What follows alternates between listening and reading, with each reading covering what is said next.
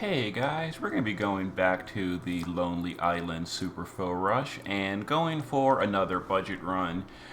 This is in case you don't have the stuff I used in my first clear. We're going for 10 turns or less. This is the team we're going to use. We're going to be using an Earth team this time with Melia to cover, Jessie to break, Aerith to buff, Cloud to support chain, and Great Sword in peril, and then Napi to support or do the primary DPS. Again, you can take your best DPS units you have. Mages are way better here, like Luna Freya is a really good choice, but you can use really whatever you want for the most part. Now we're going to be using smoke screens to run away from these fights. You can buy smoke screen from cities in the main storyline. For example, I think the first city is the Lost City of Marlow. Is one of the first cities that sells it. It's very early in the story. You can also use items that escape or units with an escape skill, like Mastermind Zahn has an escape skill, etc. And we're going to use Jeremiah's Boots, which is again a permanent item from the story, just to give us the escape skill. But you can use really anything you want to escape from the first 4 bosses. But before we do that, we're going to use Jessie to triple the Midgar special. That's going to fill LB gauge on these fights so that by the time we get to the last fight, we're good to go. Now you can use Smokescreen to escape here, or you can use like Jeremiah's Boots to escape.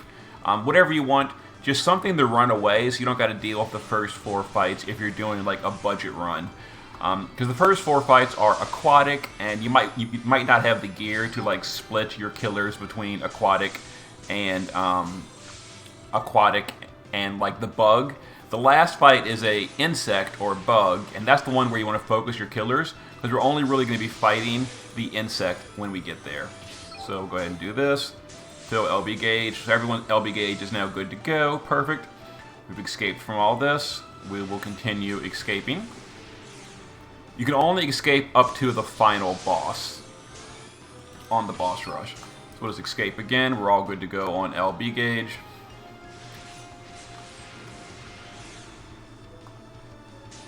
Alright, so for this one, we're going to use Jessie to do her LB, which is a, an 87% defense break, as well as a 120 all in peril. We're going to use the shifted form of Cetra Aerith to stat buff for the party. Melia's going to magic cover, and then we're going to, doesn't really matter what else, honestly. We can Wooded Refuge for just a field for healing. We're going to use Cloud to do his base form LB for the Great Sword in peril, and Napi his shifted LB for the modifier boost, as well as the big amplify for himself.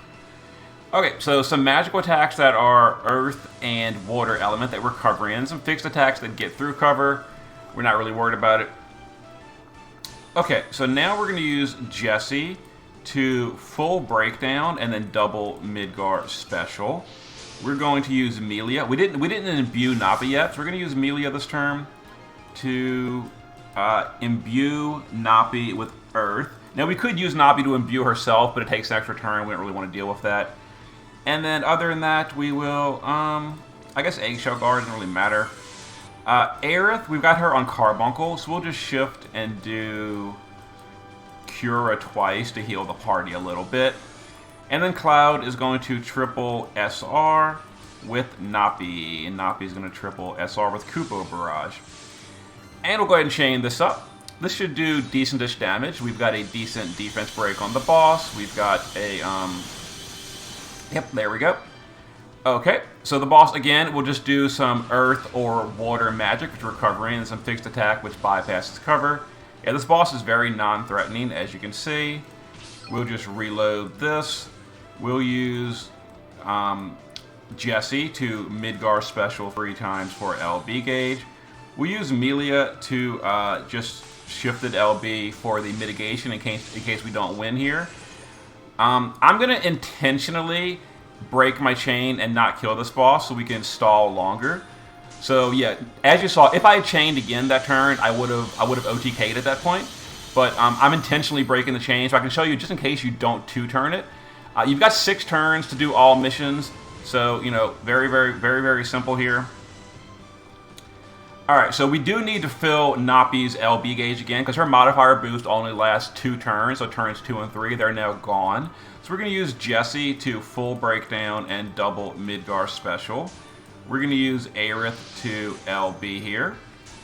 We're going to use Napi to LB. We're going to use Cloud to LB for the Great Sword in Peril. And then Melia can just cover, and doesn't really matter. I guess we will Evergreen Blessing. I don't know. It really doesn't matter. Like, this boss is very, very minor damage as long as you're doing cover and like breaks and all that kind of good stuff. Yep, it's all the boss really does is water magic, earth magic, and some fixed damage. So there we go. We'll use Jessie's LB again to reapply Imperils and breaks.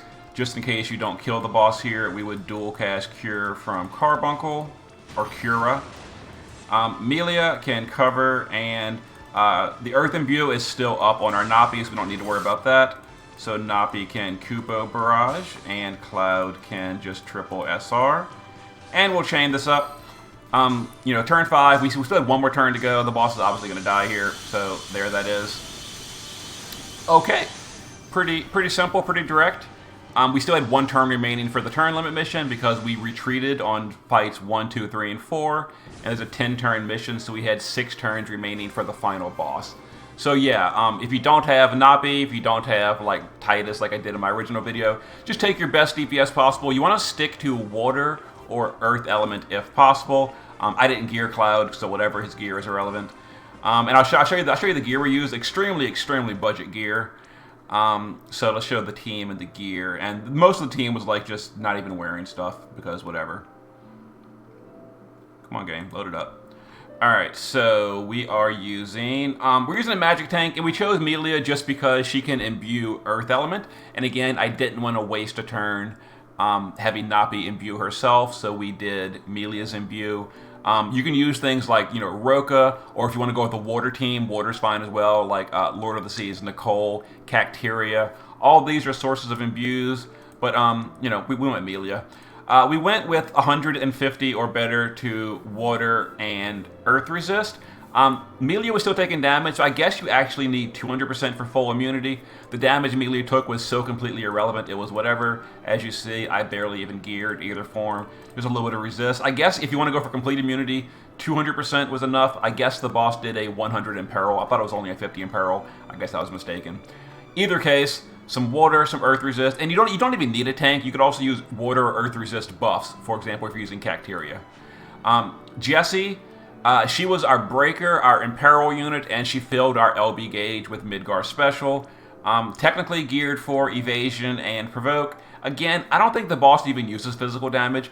I'm just doing it out of habit, but she was there. She did, like I mentioned, breaks and imperils and all that. LB fill. Shift form Aerith. We're using the Jeremias boots. This gives us the escape skill.